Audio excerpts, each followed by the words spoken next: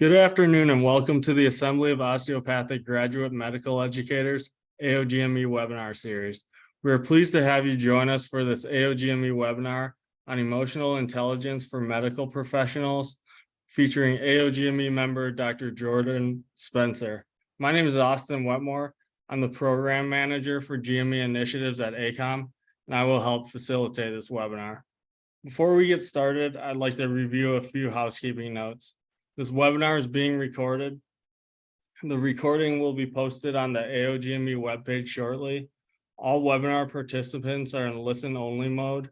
If you experience technical issues during the webinar, please use the chat feature and we will assist you. If you have questions for Dr. Spencer during the webinar, please feel free to submit them through the Q&A feature at any time.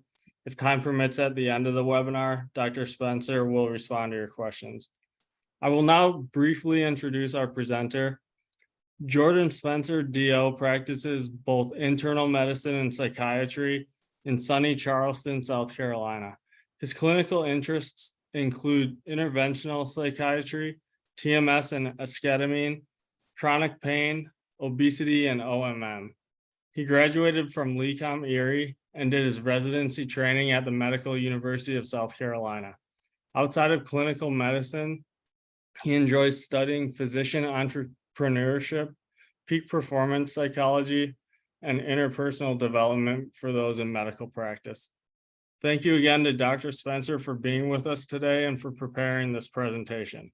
With that, I'll turn it over to Dr. Spencer. Thanks, Austin. Appreciate it. So I'm excited to be here. This is a subject that I really enjoy learning about and sharing with others. And I hope that we can all walk away a little bit edified. And I encourage questions. So please ask as we go. There was a number of questions already sent, and I'm hoping that I'll address at least most of them throughout the conversation. But at the end, I'll also try to touch through them as well. Next, Austin. Originally when I made this, I had in my mind that I was going to be presenting to a bunch of medical students. So I aimed it kind of towards that audience, just that was the theme that I had in my head. And then as I got these questions coming in, they were all much more robust in regard to the need, like, how do we develop a curriculum, or how do we evaluate residents or students, and so I emailed Austin and said, who's coming to this? And he said, hey, this is just a small list of some of the people. And as you can tell, I mean, we've got directors, we've got VPs, we have deans, we have assistant deans, we have professors of osteopathic medicine, we have program directors. And I realized, and I don't know why I didn't before, but this, I'm presenting to teachers. I'm presenting to those who are in leadership and teaching roles, helping the students that I was thinking I was going to be teaching to. So I had to kind of take an about face and decide, how do I want to navigate that? Do I need to change my, I had to take this whole inventory. Do I change everything? And honestly, I kind of settled back onto keeping the vast majority of this exactly as I left it.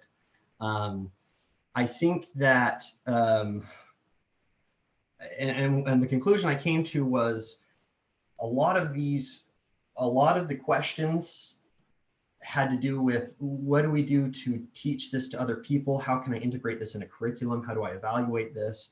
But before we can ever really build something like that, we have to have had personal experience with what I'm going to be talking about.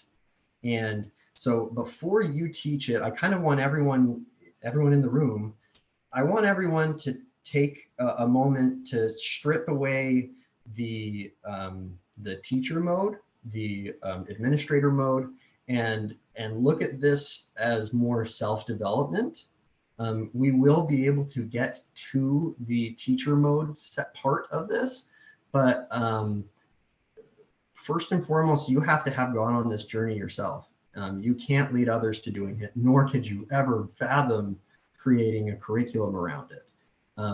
So I'm presenting this to you, for you, as you develop. you can obviously then apply it on a much grander scale. Next, Austin. So overview, what is it that we're doing? I want to talk about what is emotional intelligence. We have to define it. Why does it matter? Give you a couple of reasons. I want to go into a little bit of neuroscience. I actually find that really helps in justifying and explaining the how and why of it. We're going to talk about the 4 basic tenets within emotional intelligence. That's self-awareness, self-management, social awareness, relationship management. Within the first 2, the things that we're going to focus on are mindfulness, something that I've come to kind of call autopilot awareness. We're going to be discussing the idea of stretching the gap between when we have a thought or a decision and when we act on it, and what tools we can use to develop the skill of doing that, and then how we can apply it in everyday life. Then in social awareness, relationship management, I'm going to talk a little bit about the ideas, the concepts of empathy, which includes active listening, and then gratitude. So let's begin. So emotional intelligence, next slide, thank you. Your ability to recognize and understand emotions in yourselves and in others. It's your ability to use that awareness to manage your behavior and relationships. Nietzsche, you're talking to psychiatrists when they put Nietzsche in a slide. Nietzsche said once, and you can read it. Well, actually, I'll read it because it's tough to say it any better than he did. I have often perceived that what a man can say almost determines what he can think. Our thoughts, feelings, and insights are, as it were, tethered to our words. The more limited our vocabulary, the more limited our thoughts. We've got some great data and studies that show, for instance, one example I've seen is those who have really limited vocabulary in describing how they're feeling in regards to pain or remorse, they will say, oh man, that pizza, it came with anchovies, that sucks, quote, that sucks. And they will say something similar when grandma passes. And it's because they don't have the emotional vocabulary, the experience is somewhat similar as well. We have to be able to label an emotion before we can ever talk about navigating it and manipulating it and manipulating it in regards to how we feel and what does this mean in regards to how I'm talking to the other person. The language of it is huge. And that's why I want to focus on you. We need to make sure that we have a really good vocabulary within ourselves, not just, I can call this anger or hate or whatever, but I want you to be able to have your own micro vocabulary of what are these different emotions that you feel within yourself, and you never have to tell anyone. You've got your own versions.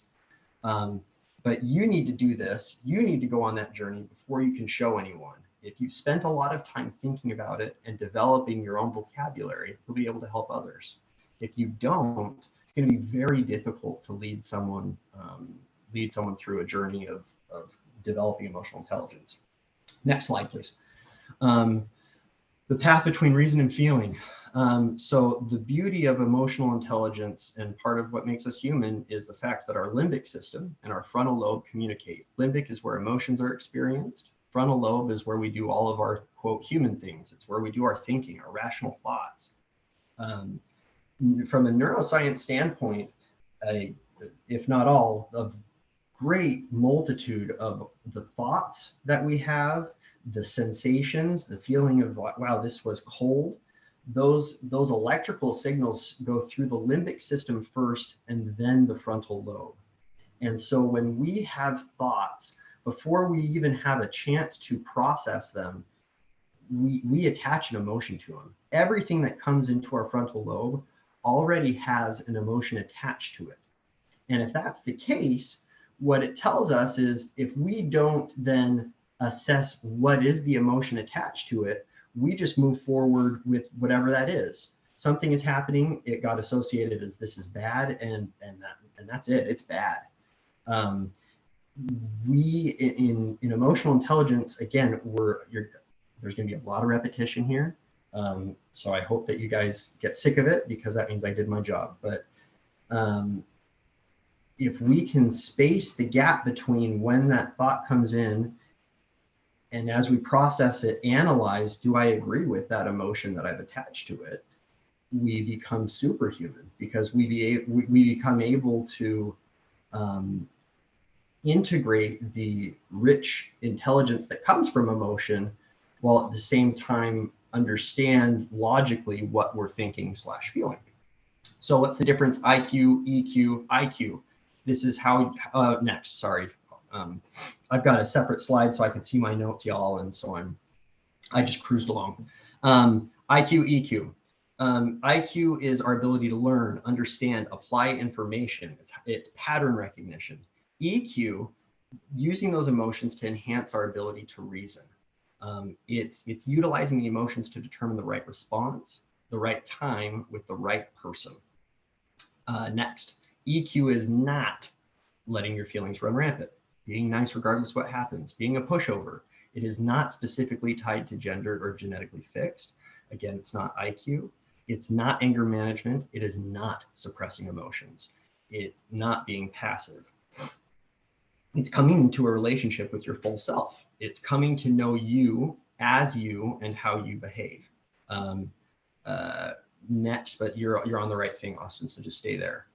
EQ is a key part of the whole person. So a way to look at it is we have expertise. What is it that you bring to the table? And some could say that's IQ. And in our circles, it's what, what's your degree? What did you learn in residency? What's your specialty? Your personality, who you are when you go to work. And EQ is the blend of how you make the most out of both of those. Next. The good news about all of this, as opposed to IQ, which really and truly, maybe we can do a thing or two to increase our IQ. Emotional intelligence doesn't really have a limit. We can always be developing it and getting it better. We can have people people tend to feel before they think and act, as I've already discussed. It's possible to change our response to those feelings. And those changes can then have positive impacts on individual and team behavior. And then obviously that improves job performance. Next, please. When one works on EQ, they are revising the responses to their feelings. So they're going back and double checking before they really let an emotion take hold. Is this what I want? They're changing their patterns of thought. They're changing the behavior and trying new things.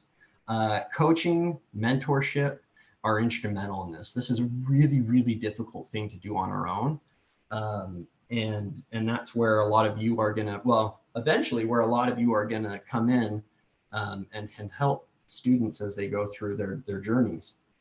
In the meantime, again, I want you to be selfish and think of you. Think of someone who you respect, who you feel maybe is good at this. Maybe you actually formally hire a coach. I don't know, but that is a really big part of this that I think is often overlooked because of time or expense or whatever it is. But it makes a huge difference. Next. So that's all the why, the what. We'll do a little more neuroscience, but I'll spare you for now. This is one of the key images that comes up in emotional intelligence. It's a 2x2, and we have our personal and social competence compared to what is it that I see, what is it that I do. We label those intersections: self-awareness, self-management, social awareness, relationship management. And we're going to be going through these brick by brick. Next. Again, I've got another slide.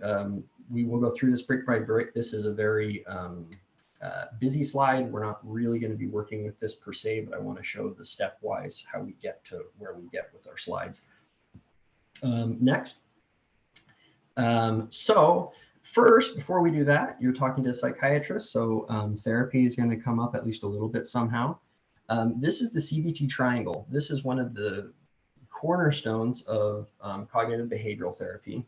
And what it teaches is that our thoughts affect how we feel and act, go figure. Our behaviors, what we do, affects how we think and feel. And then how we feel affects how we think and act. And, it's obvious when you say it, but having this framework really helps us when we're helping people through therapy.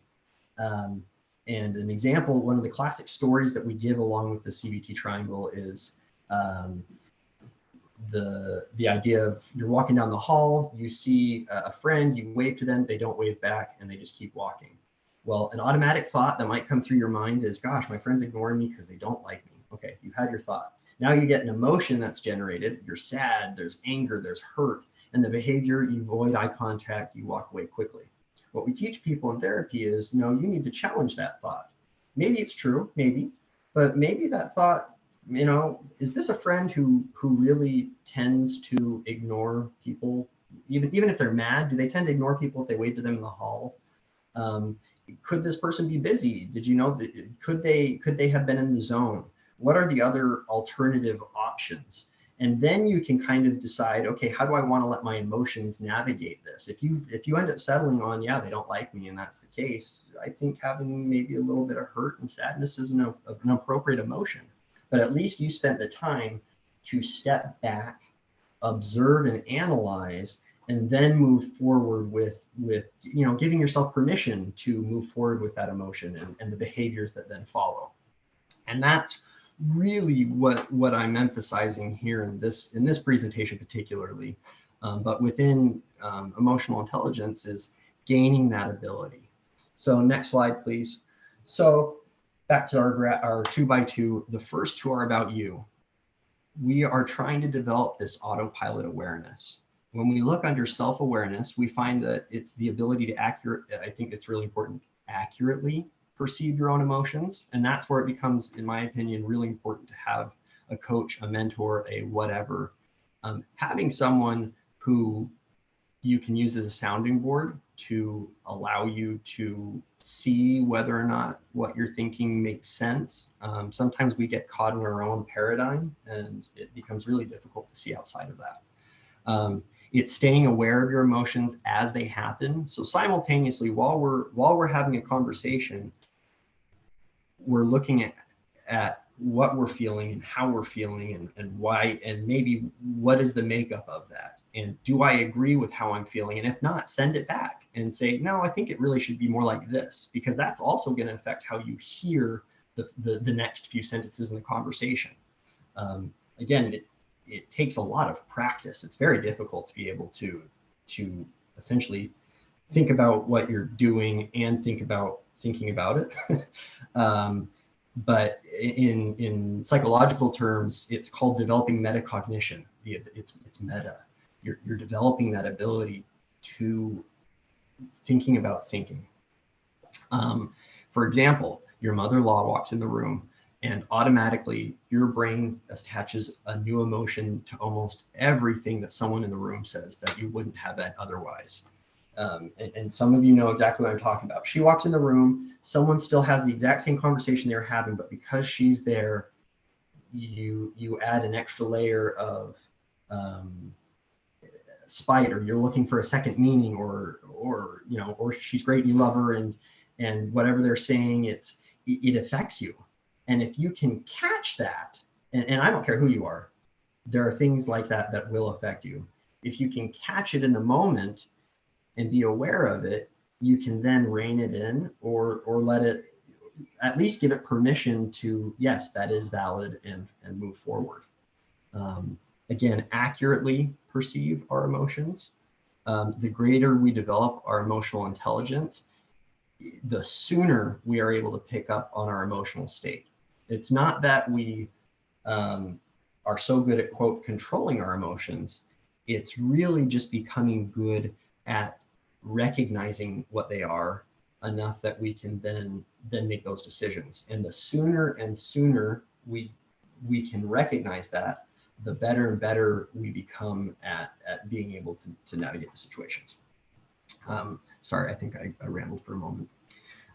Within management, the ability to use that awareness to stay flexible and positive in your behavior, and managing your emotional reactions to situation and people.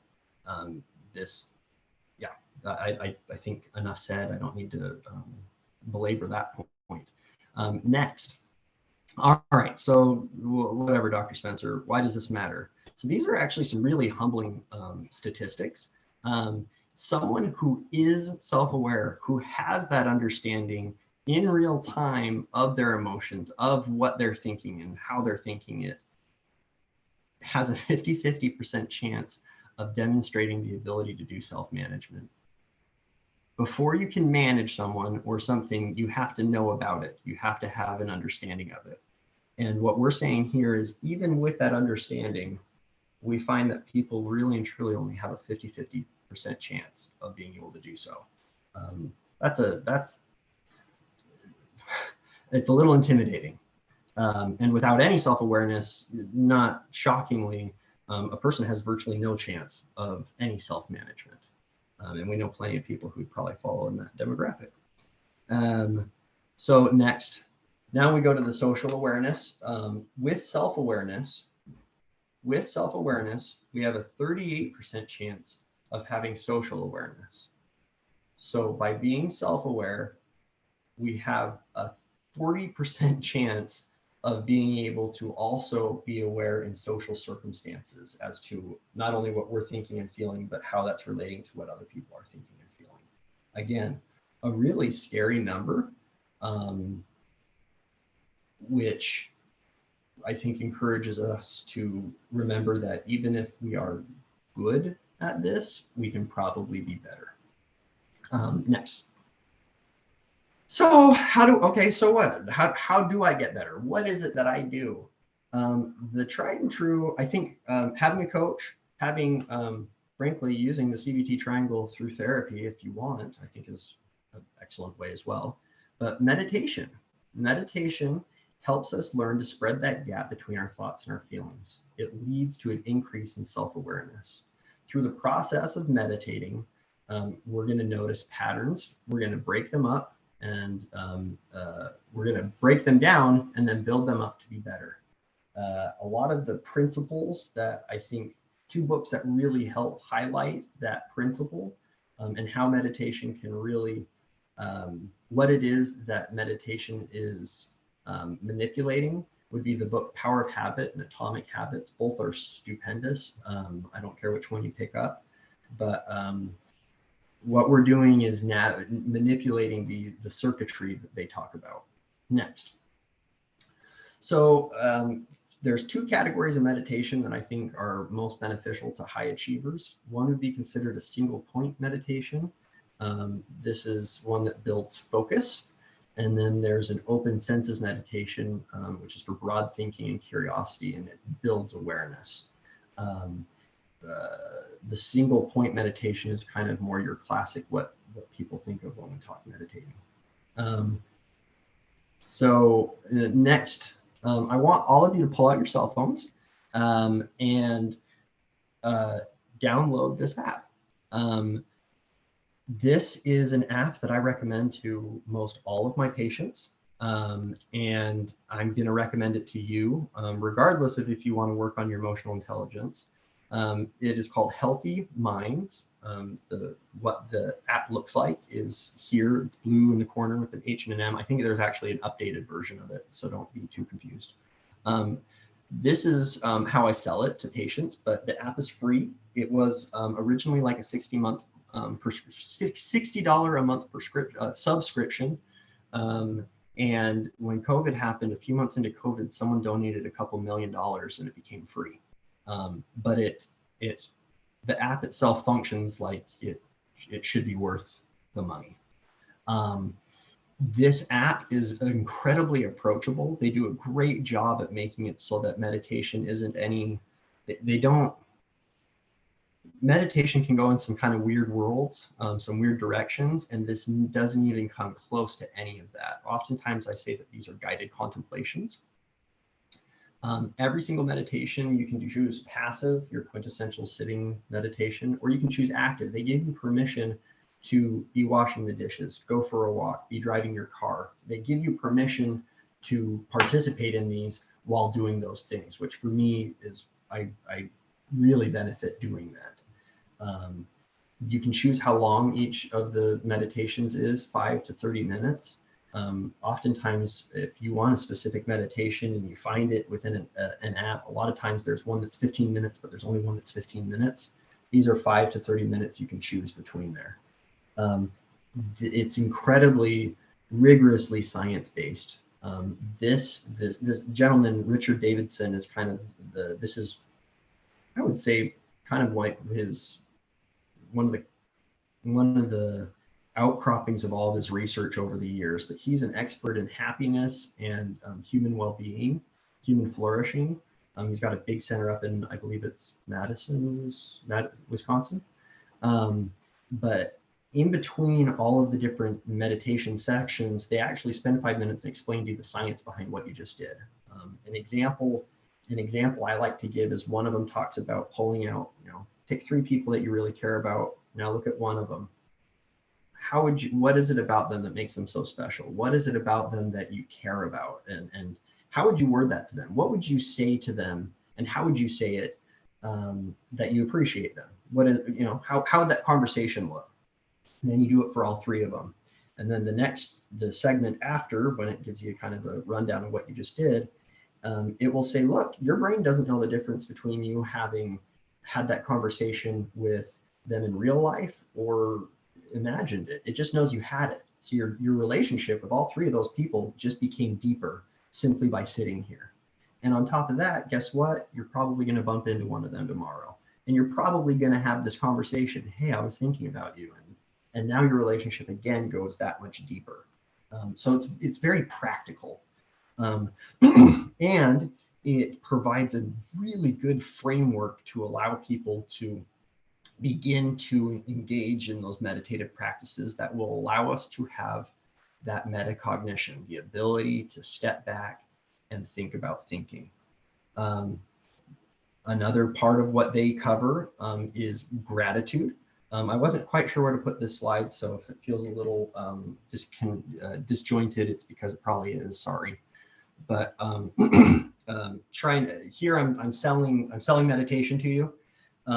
But we have great research that shows that even within 3 weeks, a daily gratitude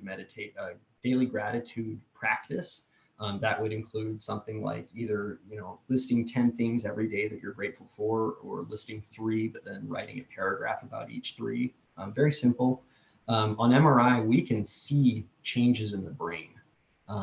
We can see areas getting bigger and areas getting smaller.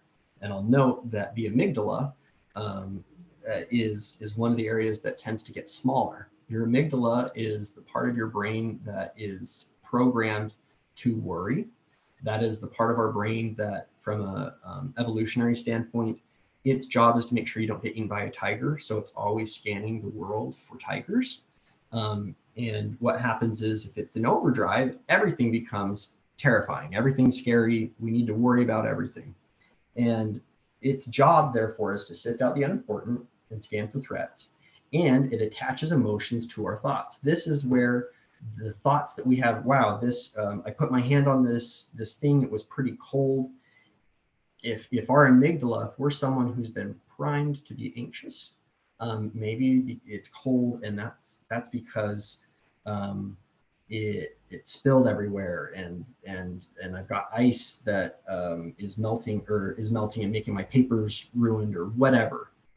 If our amygdala is primed for worry, if our amygdala is in high drive, we are primed to attach worry and fear to our thoughts.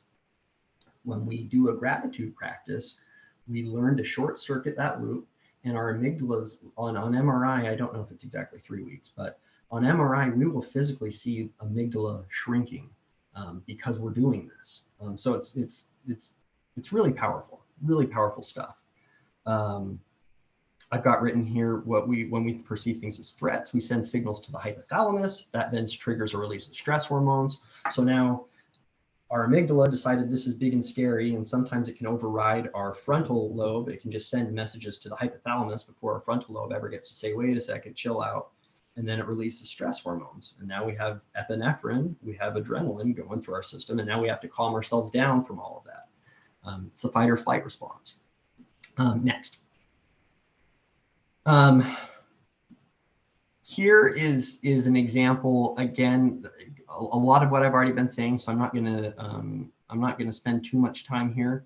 But again, we have that reptilian brain, that very basic. This is what anesthesiologists navigate all day: is that brain stem, our heart rate, our breathing. Thank you, anesthesia. And then there's the limbic brain, emotions, and then we find that 95, I think the important thing, if you turn your head to the side, is 95% of our decisions get made in the limbic brain. Once we've habitualized something, we've sequestered it to the limbic system, and we've essentially given our brain permission to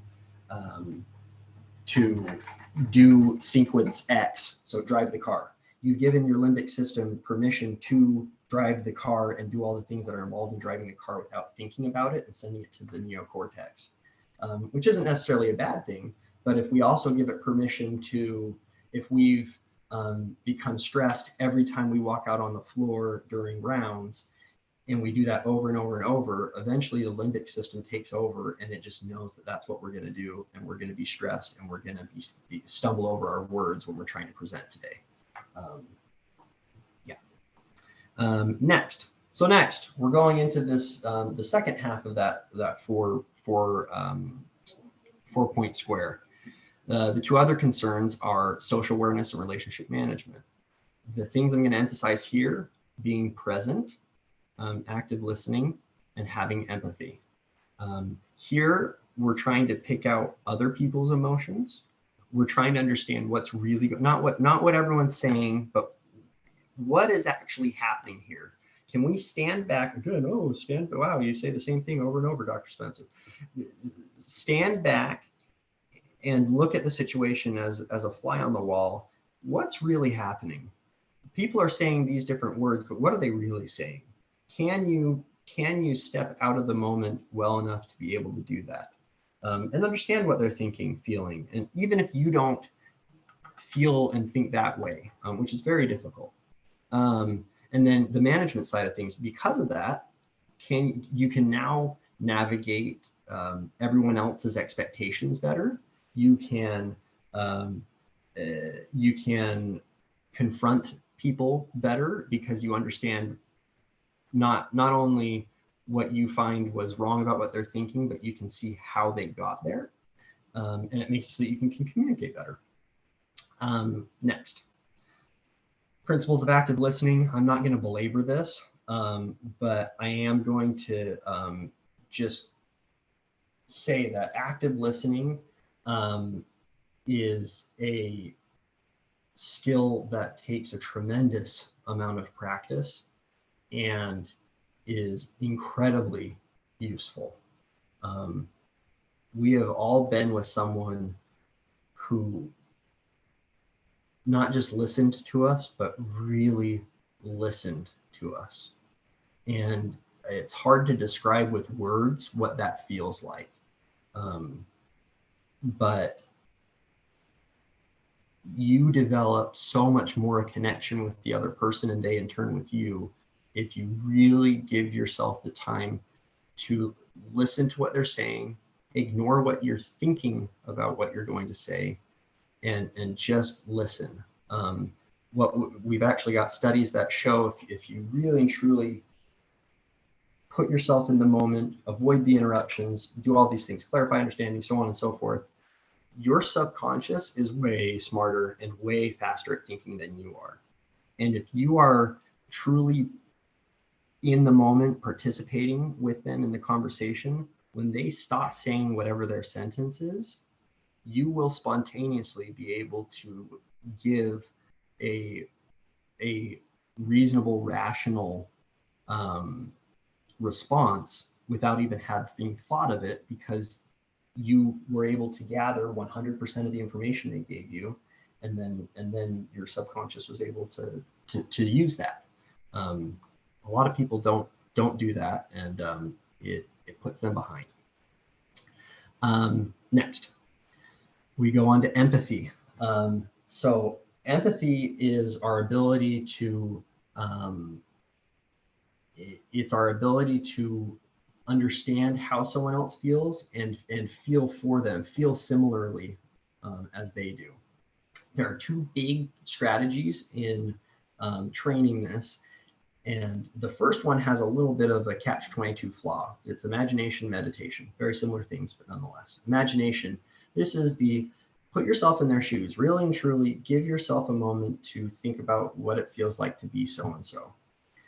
We have a series of neurons in our brain called mirror neurons that will actually essentially they take the projection of whatever someone else's essence is, and it will accommodate to that. They're a really interesting subject if you want to get into it, but walking in their shoes, activating these mirror neurons. The problem with that is as we do that, if we sit with it long enough, our brain is programmed to make it so that we don't feel bad. We don't want to feel sad. We don't want to hurt.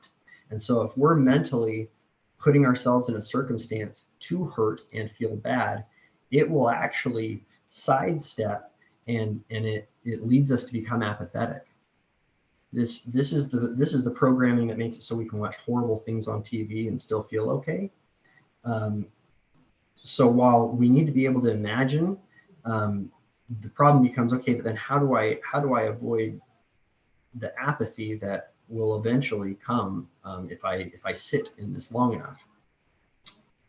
Well, in meditation, we have what's called compassion exercises. These are doing the act of thinking about someone or a group of people and saying something to the effect of, may you be healthy, may you be calm, may you be happy, may you be at peace. And saying that repeatedly, thinking about this individual. So, and that has that in and of itself, that one thing, the compassion exercise I just described, has really good evidence towards people developing stronger relationships, as well as being able to demonstrate compassionate attributes outside of the moment of just saying that. So we have compassion enhancing meditation, where we put the two together. Put yourself in their shoes. Think about little Johnny so-and-so and feel that pain, but also turn that into may you be, or may you be healthy or calm or happy. Or even think about or imagine in your mind's eye what you could or would do to help them. And the cool thing is, this is actually the reason I've got Supermom over here, is that is the neural circuitry that a mom, when we talk about moms who can pick cars up that are sitting on top of their babies, this is the circuit they are using. They feel that child's pain. They feel, I mean, they physically feel awful. They can feel it. And what they do is they tap into their compassion circuit, and they're able to do things that, gosh, we know, I mean, picking up cars is crazy. You can navigate I don't want to use the word manipulate, but you can navigate the circuit that's using, and through regular practice of this, become like a mother in that sense. So next, overview. So said a whole bunch of stuff. What is it? What does it matter? Basic neuroscience. We went through the 4 things. Big pictures I wanted to get is for self-awareness and self-management. We talked about the autopilot awareness, stretching the gap. For social awareness, we talked about active listening, empathy, gratitude. Next, this is just more so for completeness sake, but these are the 20 competencies within emotional intelligence, within EQ. Next, this is the overview of the to-do list items. These are the things that I want you to be able to take with you, and moving forward, you know, spend 15 minutes a day doing this. Do a meditation of point awareness. This would be things such as working on naming and labeling emotions. It's widening that gap. Healthy minds can help you through this. Active listening. Consciously go through your day trying to be an active listener. And then empathy. Develop your empathy. Walk in someone else's shoes. Do that compassion exercise in tandem with that, and you'll be able to you'll think through solutions as to how to help someone, and you'll have the emotion attached to it as well. Next, these are the references. Art of Impossible is actually a book about peak performance, psychology, behavior. It's your playbook towards peak performance. It goes into diet, exercise, all the things that you can do to be at the top of your game. It's an excellent book, but there's a whole chapter on IQ. Okay, next. Okay, these are the resources that I would recommend if people have further things that they want to read into this. My recommendations include How to Win Friends, Influence People. It's an old book, but a great book. Healthy Minds app, A Brutally Honest Spouse or Partner, Coach, Mentor, A Study Buddy, Reading the Power of Habit, Atomic Habits. I asked Google Bard, that's Chat GPT, what it recommended, and the things I've underlined I can actually vouch for, the other ones I can't. But I wanted those to be there for you. So next, these are all the questions I got, and I've got slides for all of them, so you don't have to try to read them. But these are the 4 categories I was able to create out of them. How do I teach emotional quotient within medical curriculum broadly? So like developing a pedagogy. How do I teach it within a medical curriculum? Like me teach so-and-so. Question of, okay, what's the big deal? And then what about me? I hope I addressed the other 2. Next. So how do I teach it? I guess, yeah, so my thoughts are on the right. These were kind of spontaneous, so bear with me. But some of the questions, as I thought about this, the first thing is, I've already mentioned it. First and foremost, you need to do this yourself. And I don't care how good you are with people. I don't care how far along the spectrum of emotional intelligence you feel you are. I think it's really important for you to, if this is something you decide is important to you, you need to have gone on the journey yourself to then be able to teach it appropriately. Just like in medicine, right? It's really, you know something, and sometimes you don't even know how you know it, but you know it. To be able to guide people on their path, you have to, even if you're really good, you can be better. And as you get better, cognizantly go through the process, being aware of how you're doing it, so that you can then not only know what it feels like at the end result, but throughout the process. And what is it that you did? This is not a subject that's taught in a 1-hour PowerPoint presentation. This isn't the wellness PowerPoint that we find people are getting once a year to have gotten it. This is something that it's a continual process of growth, and therefore it needs continual process of instruction. Someone mentioned how to fix the generation gap between some of the attendings and some of the students. I don't have a great solution. The thing that first came to my mind was probably focus on what y'all have in common. There's a lot of things that unite you. Focus on those things, because as you do, the other things will come up. But because you're all starting at this common ground, it's okay. We're all here to help people. We're all here to make people better. We love the feeling of hearing someone say, "Gosh, I had someone today who came in and he feels good enough that he said for the first time in 5 years of being married, he was able to sit down with his wife and go through the calendar on Sunday." That was awesome. And no, everyone likes hearing that. So like those are things that you can connect with. Hopefully the importance of all this is covered. New line or next. How to teach it within a pedagogy. Gosh, I had questions about like evaluations and metrics, and I'm sure someone has a master's thesis that thinks about those things. I really don't know. There's something called a 360 degree evaluation in leadership that I like a lot, and I think it could be used here.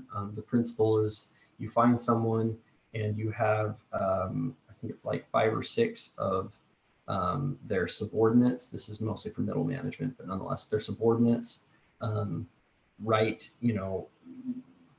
a series of like what they think about the person and their leadership and their interaction and so on and so forth. You pick like 3 or 4 of their cohort, and then you pick 1 or 2 of their bosses, and anyway, I think that could be used. Another thing is I would say maybe look at the research methods from these different studies. And whatever they use to evaluate is probably what you should be evaluating. Someone asked about OSCEs and interviews. I'm sure there's literature opposing my opinion, but I just don't think you in an interview, understanding empathy. I mean, one of my favorite actors is Russell Crowe. I love Russell Crowe, and it broke my heart to hear, and maybe someone here is going to tell me I'm wrong, but I heard that he's really it's really difficult to be around and to be with. And that breaks my heart because I love his characters, but he can fake empathy really well. And at least from what I've heard, he maybe lacks in some regards. And I would say the same. If we're trying to evaluate, like, okay, great, you can act it. I feel like in an interview and in an OSCE, it's very difficult to truly be able to walk away with an understanding of how empathetic someone is. And there could be literature that proves me wrong. I will take that, but nonetheless. Next, the so what. And what's it about me? I'm hoping I answered all these things already. That being said, open up to the floor. I'd love to chat and answer questions if any. Yeah.